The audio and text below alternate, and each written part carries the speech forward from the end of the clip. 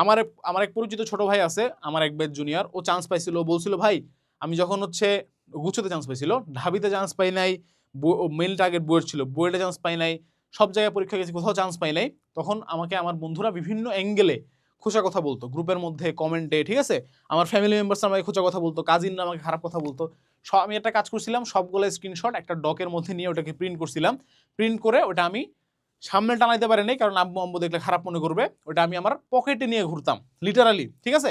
যখনই আমার মনে হইতো যে যাই অনেক তো পড়ছি, একটু বাইরে থেকে একটু খেলাধুলা করে আসি, তখনই কাগজটা খুলে তাকায় দেখতাম যে কে কে আমাকে খারাপ কথা বলছে। ইভেন আমি পরীক্ষার দিন পর্যন্ত ভাই গেটের বাইরে পর্যন্ত কাগজটা নিয়ে গেছি, একবার তাকাইছি লাস্ট টাইম, কাগজটা মোচড়ায় ফেলছি, ভেতরে গেছি, পরীক্ষা দিছি, বেরোয় আসছি চান্স পায়া। রেজাল্ট তো পরে দিছে, বাট অ্যাকচুয়ালি চান্স তো তখনই হয়ে গেছে। এই পরিমাণ জেদ, যে বলতে গিয়ে আমার মানে গায়ের লোম দাঁড়ায় যাচ্ছে, এই পরিমাণ জেদ যদি একটা ছেলে রাখে তাহলে সে চান্স পাবে না তো কে পাবে ভাই, ঠিক আছে। পুরো খেলাটাই জেদের, এবং জেদটাকে চ্যানেলাইজ করা।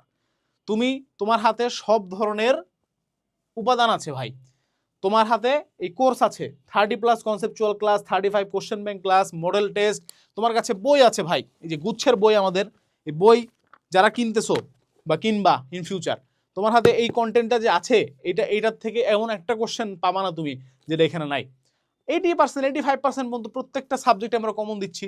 তাহলে এর মধ্যে সব কিছু আছে, তোমার সামনে কন্টেন্ট আছে, তোমার সামনে কোর্স আছে, তুমি পারবে না কেন? তোমাকে পারতে হবে, তোমাকে সেই বিশ্বাসটা রাখতে হবে যে ভাই এবার এনাফ ইজ এনাফ, আমি এবার এতটা ইগো আমার হার্ট হয়েছে ভাই যে এইবার তো ভাই আমার চান্স হবে, ঠিক আছে। এই মোটিভেশনটা রাখো।